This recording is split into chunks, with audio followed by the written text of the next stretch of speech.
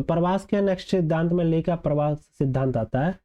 अभी ये push and pull theory के नाम से भी जाना जाता है। शुरू में भी आपको बताया था जब पहला प्रवास का मॉडल देखेंगे। अगर आप नए हो चैनल पर सब्सक्राइब जरूर करो यार, बहुत मेहनत किया हूँ मैं। और वीडियो को लाइक करके अपने मित्रों में जरूर शेयर कीजिए, क्योंकि मैं पेड क्लास से कम थोड़ी बढ़ा रहा हूँ, आप एक बार तुलना कर लेना। और बहुत सारे ऐसे स्टूडेंट हैं ये खोजते वीडियो नहीं मिल पाता, क्योंकि मैं एक नया हूँ, मैं फेमस नहीं हूँ, सब्सक्राइबर भी कम है। 90% देख के लोग भाग जाते हैं, 10% ही सब्सक्राइब करते हैं। मैं रेशियो देखा हूँ सब्सक्राइब का अपने यूट्यूब पर। तो सब्सक्राइब भी कर लो, शेयर भी कर दो, लाइक भी कर दो, कमेंट करो। कमेंट करने से ट्रस्ट लोगों को बढ़ता है कि भाई अच्छा बताया कंटेंट, पहले लोग कमेंट ही चेक कर लेते हैं। तो चलिए ली का प्रवास सिद्धांत समझते हैं। जनसंख्या प्रवास के 4 कारक ये ली बताए थे।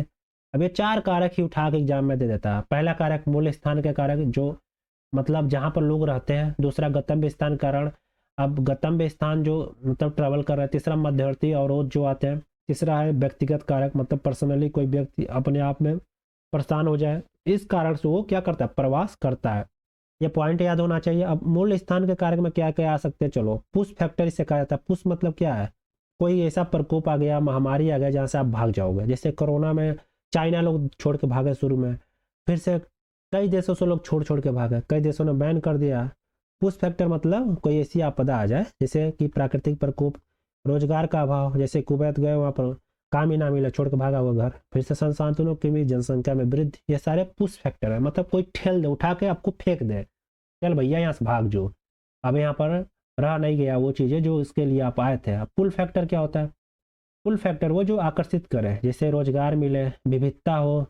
अब मध्यवर्ती अवरोध क्या है, ये क्या होता है, मूल स्थान गंतव्य स्थान के बीच अवरोध का काम करता है ये। मतलब मान लो आपका कोई स्थान एक है और ये एक स्थान से हम दूसरे स्थान पर जा रहे हैं, अब इसके बीच में कोई अवरोध, कोई भी अवरोध आ सकता है, मान लो इस सड़क ही टूट जाए, तो मध्यवर्ती अवरोध के कारण भी लोग प्रवास दूसरे स्थान से किसी और रूट से करेंगे। और भी हो सकते हैं यहाँ पर, दूरी बढ़ने के साथ प्रवास की मात्रा कम हो जाती है, मध्यवर्ती अवरोध है। मतलब ज़्यादा दूर तक बार बार आपको ट्रैवल करना पड़ रहा, तो कहोगे बैक हम नहीं जाएंगे, क्या जरूरी है जॉब करने की, बहुत दूर पड़ जा रहा, अपना ही बिजनेस खोल लेते हैं, तो मध्यवर्ती अवरोध हो गया। चौथा व्यक्तिगत कारक में आयु, मतलब एज का कारण हो सकता है ट्रैवल करने का, भैया युवा हो, कमाना है, पैसा वैसा, जाना पड़ेगा घर छोड़ के। लिंग का कारण हो सकता है, फिर से आपका अनुभव का कारण हो सकता है, जीवन स्तर हो सकता है कैसा है, व्यक्तिगत ज्ञान कैसा है, मनोवैज्ञानिक दशा कैसी है, ये सारे क्या है, व्यक्तिगत कारक है प्रवास करने के लिए।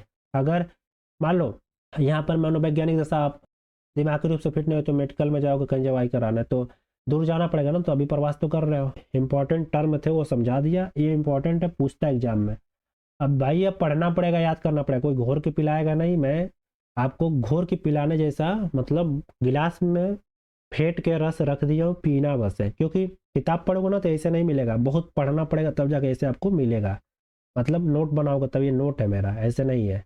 अब ये बोलते हैं कि जो भी प्रवास हो रहा है उसका एक सिंबल बताते हैं कि धनात्मक कारक होते हैं, प्लस आकर्षित करता है आकर्षण में, जिसमें बच्चे अभिभावक आते हैं, जो मतलब प्लस मतलब क्या है, पॉजिटिव है, आकर्षित कर रहा है कोई चीज़, है ना, तो बच्चे ज़्यादा, अभिभावक ज़्यादा जाते हैं।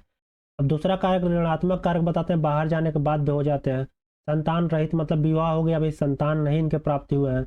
कोई लड़का है जब विवाह हो जाता तो माँ दादा क्या कहता है, कौन कपड़ा लाता देगा मेरा रुआ को, ले जाओ जाओ कमाने जल्दी से। संतान रहित जब होते हैं तो जाते हैं कमाते हैं, भैया फिर से कमा के 6 महीने बाद आते हैं, तो ये इनका रोता है रोज का रूटीन, मतलब 6 महीने बाद आना है जाना है। तो ये एक कारक हो गया ऋणात्मक, मतलब ये संतान रहित होते हैं। और यहाँ पर तीसरा कारक तटस्थ कारक, जीरो तटस्थ रहते हैं। अविवाहित मतलब जिनका विवाह ही नहीं हुआ, तो माँ दादा कहता रही चलो भाई मेहरारू नहीं आई है, इनकी पत्नी नहीं आई है, तो इनको रहने दो भाई, अभी खेती बाड़ी करने दो यहीं पर, और पढ़ाओ लिखाओ जो भी कराना है कराओ।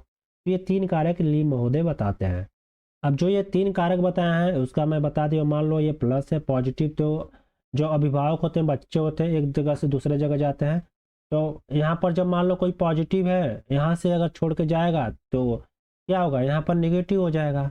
कोई व्यक्ति अगर यहाँ पर नेगेटिव क्यों हो रहा है, क्योंकि छोड़ के यहाँ पर चला गया, तो ये पॉजिटिव हो जाएगा। तो पॉजिटिव में कौन आएगा, बच्चे आएंगे, अभिभावक आएंगे। ऋणात्मक में कौन आएगा, वो आएगा जो बेचारा यहाँ पर अभी शादी करके आया है, अब कह रहा है भैया मेहरारू खिलाना तो जाना है, तो ये ऋणात्मक में आएगा।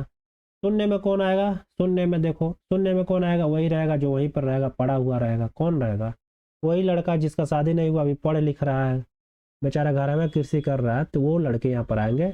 तो ओरिजिन से डेस्टिनेशन जो होता है उसको ये बताते हैं। तो ली का मॉडल यहाँ पर हमारा समाप्त हो गया।